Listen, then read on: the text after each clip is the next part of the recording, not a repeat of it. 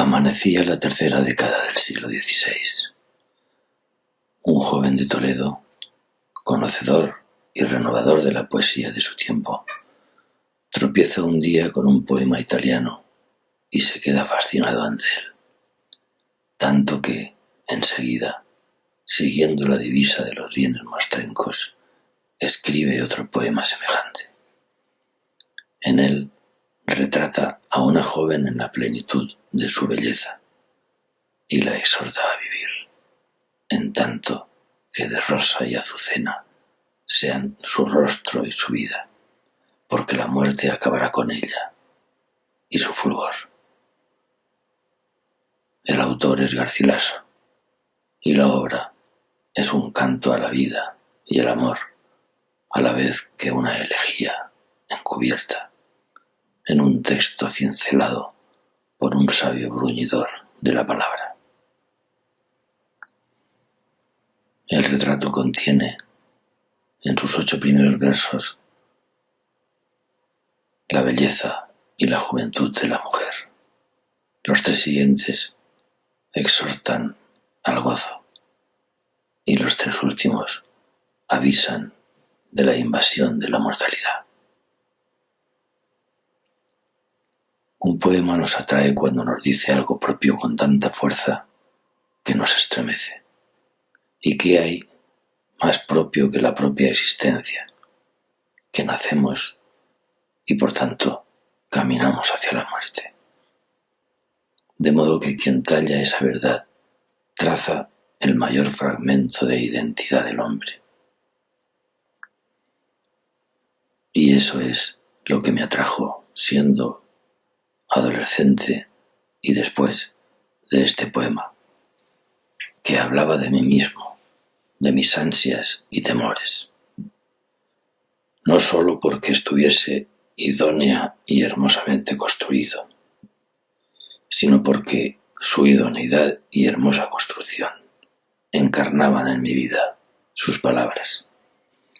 Yo no veía simplemente la belleza auroral de la Venus de Botticelli o el Master Heart de Reynolds, ni el Muchacho Azul de Gainsborough, en los que hay cántico, himno, sin elegía, y por tanto una parte del todo.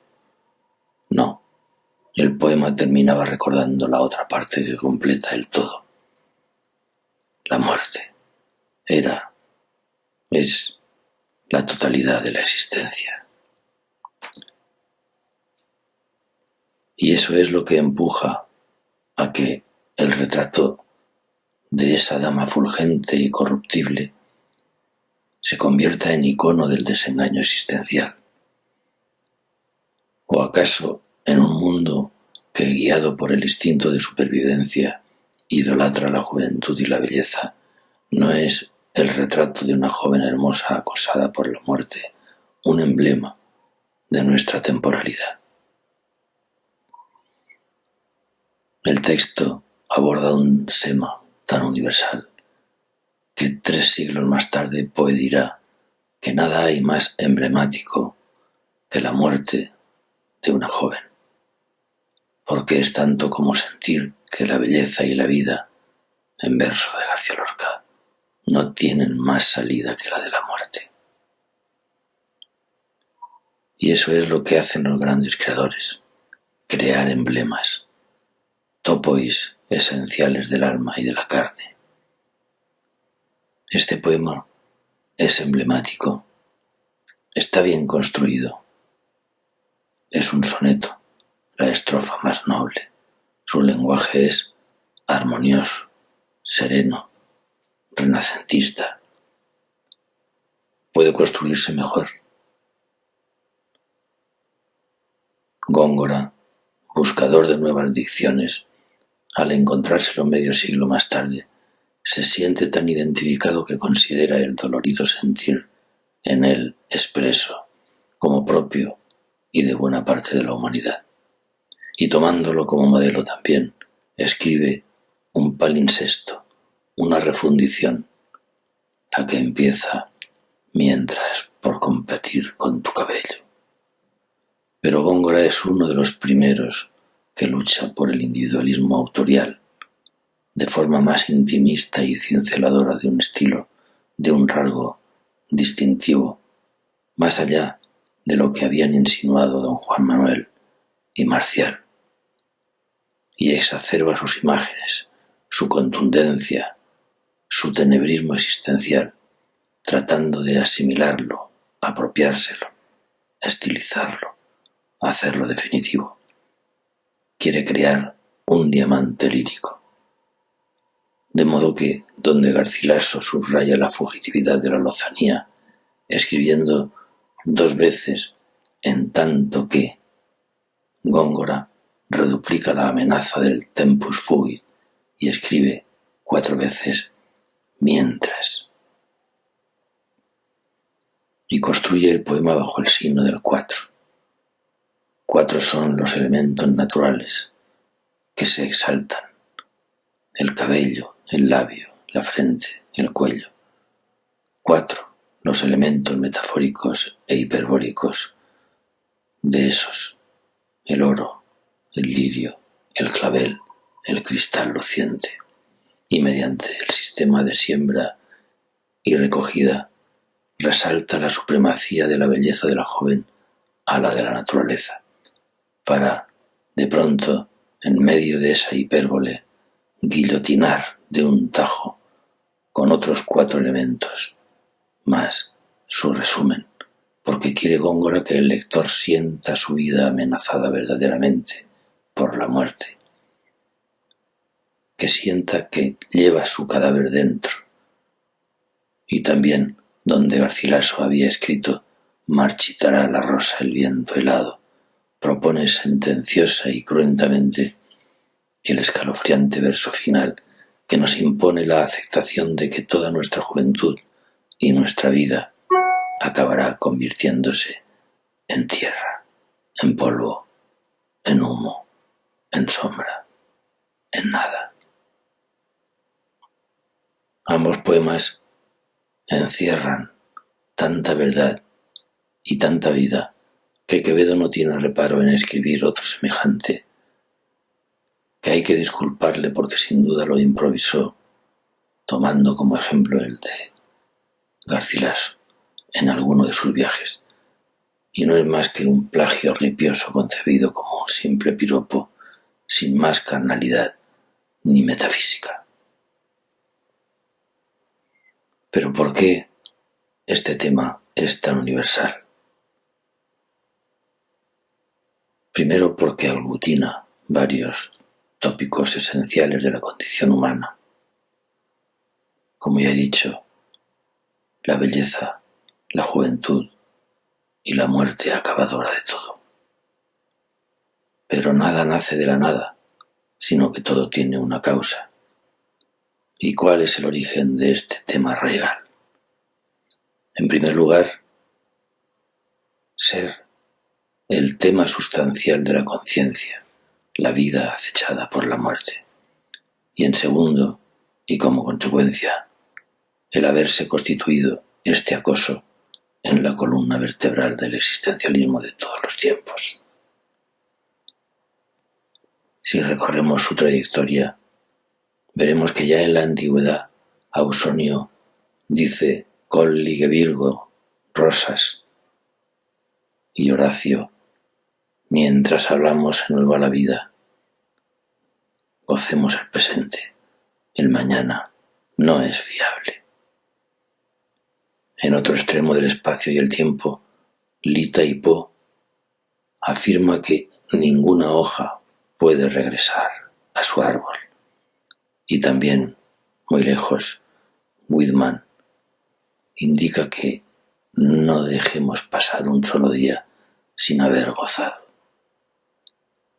Además, paralelos a estas afirmaciones están los exorcismos de Fausto y Dorian Gray en las respectivas obras de Goethe y Oscar Wilde. Y sumando, en estas afirmaciones está lo fundamental del vivir,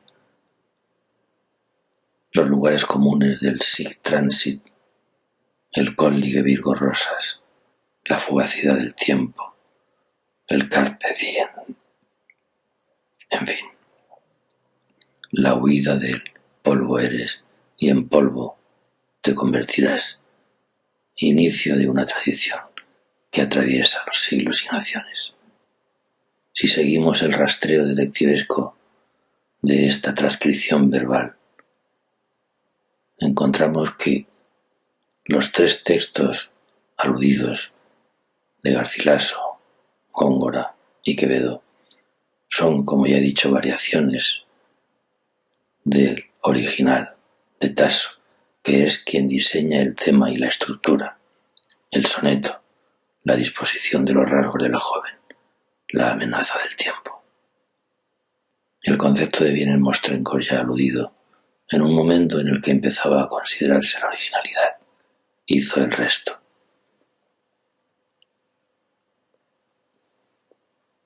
Por otra parte, Ronsard, apartándose del tema,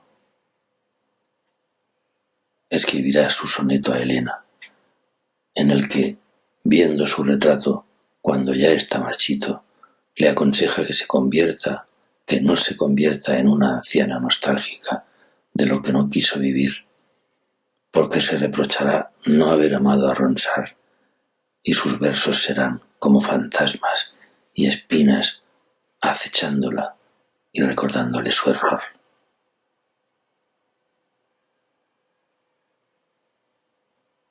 Varias obras recorren la historia, también de nuestra poesía. Lo tratan Bernardo de Balbuena, Herrera, Sor Juana Inés, Villarroel, Juana de Ibarburu. Y ya en el siglo XX, Machado compone su Rosa de Fuego. Y si Ronsard es quien había roto el estereotipo al mirar el retrato de Helena como si el tiempo ya hubiera pasado, y avisando desde un presunto futuro, también Machado sustituye el rostro por la presencia de 2 jóvenes amantes a quienes se les exhorta a vivir antes de que la lúbrica parantera de la muerte los devore. Y si alguien duda de su filiación garcilasista y gongorina, no tiene más que recordar el segundo verso machadiano: de tierra y agua y viento y sol tejidos, paralelos estos 4 elementos a los del solemne verso de Góngora, alusivo a los 4 naturales y originarios que recordaba Heráclito. Además, Machado fue un confeso admirador de Ronsard.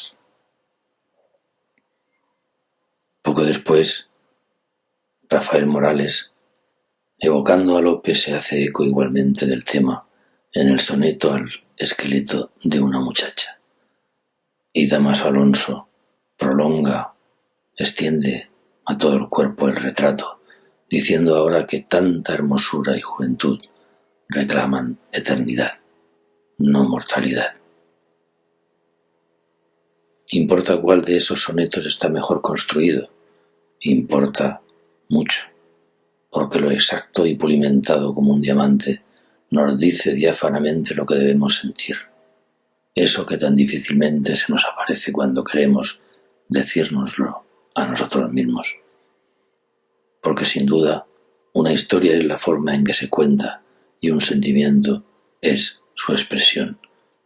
Si no fuera así, el Quijote de Avellaneda sería igual al de Cervantes. ¿Importan en este sentido los sonetos de Garcilaso y Góngora? Claro está, ambos trazan una línea recta, sin meandros, esencial, sustancial. Perdón. Una frase definitiva, hímnica y al mismo tiempo funeraria, una verdad indiscutible, una tragedia lírica y humana. Pensemos un momento, todo soneto tiene 154 sílabas métricas, pero en el lenguaje y el arte el orden de los factores sí altera el producto. Y claro está que no tienen la misma temperatura lírica los sonetos de Lope que los de García Nieto. Además, algunos autores olvidan en su construcción el sumando e ingrediente principal, la vida, y se quedan en un tema de simple verbosidad. Esto es lo que ocurre con muchos autores, y por eso hay demasiados poemas y escasa poesía, porque nada vale el poema que no encarna la vida. Este es el motivo por el que hay obras maestras, como digo, y otras que pasan por grandes poemas, siguiendo unas poéticas o criterios coyunturales. Recordemos que William Yeats imita a Ronsard en el poema ya aludido, y Neruda rubrica un nuevo soneto a Helena, de cuyos versos sería preferible no acordarse.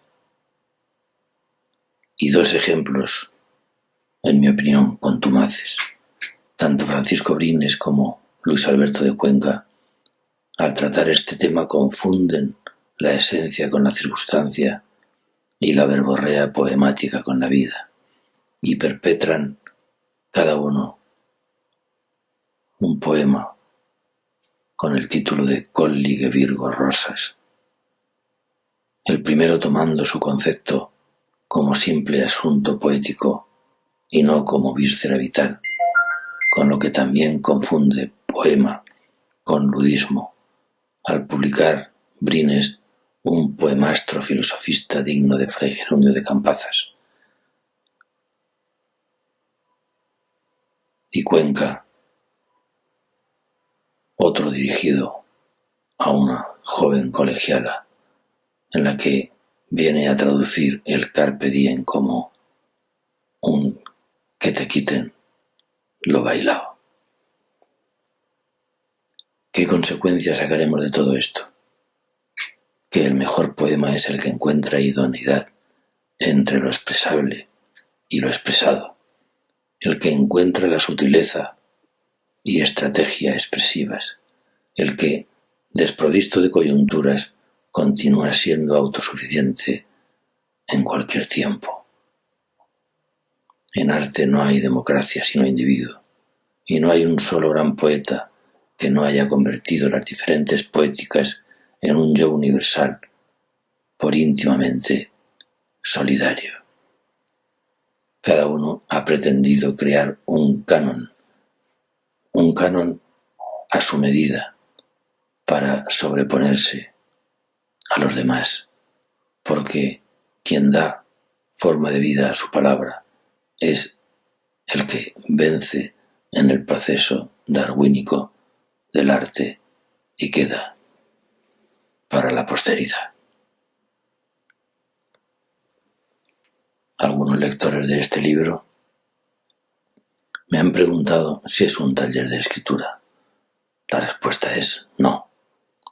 No creo que haya recetas para escribir bien, aunque sí alguna para no escribir mal. Por ejemplo, leyendo contrastadamente, lectura que nos inclina a desechar los malos textos y a acercarnos a los buenos y a los mejores. En cualquier caso, bien vendría recordar algunas afirmaciones de algunos creadores. Primero, la humildad de Cervantes cuando dice que no ha recibido la gracia del cielo para ser un gran poeta. Después, la afirmación de Lope cuando dice que oscuro el borrador y el verso claro, o cuando Wordsworth y Becker afirman que cuando sienten no escriben para que la pasión no les lleve a decir lo que realmente no quieren decir. O Dylan Thomas, que llegó a corregir hasta 200 veces algunos de sus poemas, o Valéry, que afirmaba que no consideraba un poema verdaderamente propio hasta que no lo había corregido suficientemente. Es decir, todas las poéticas se resumen en la conciliación entre pasión y razón. Beethoven estuvo 25 años faenando con la novena. No se lanzó a publicarla en cuanto se le ocurrió. La pulimentó.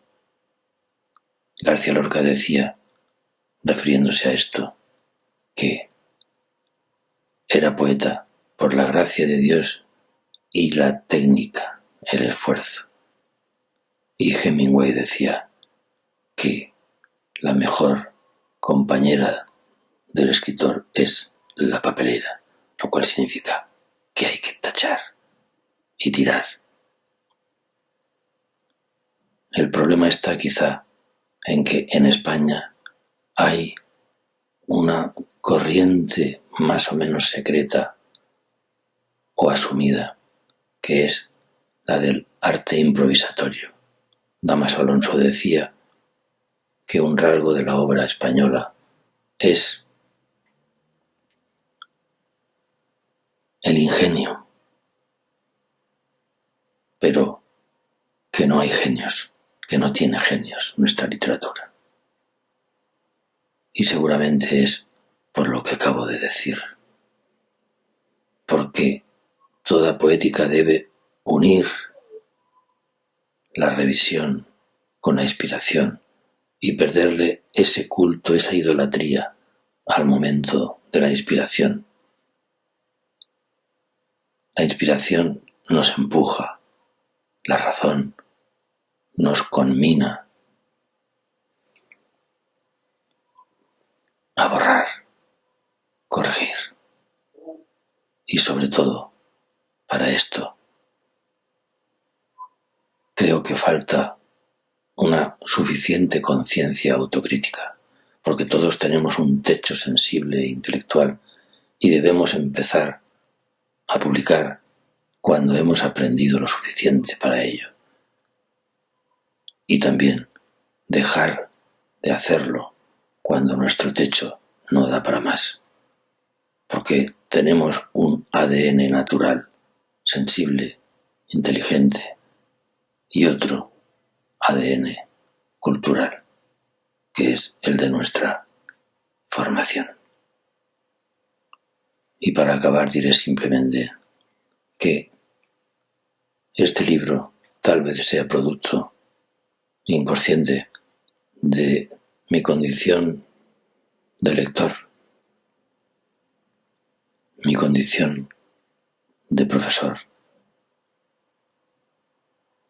y mi condición de insistente autor, por si acaso conseguía alguna obra digna de no demasiado olvido.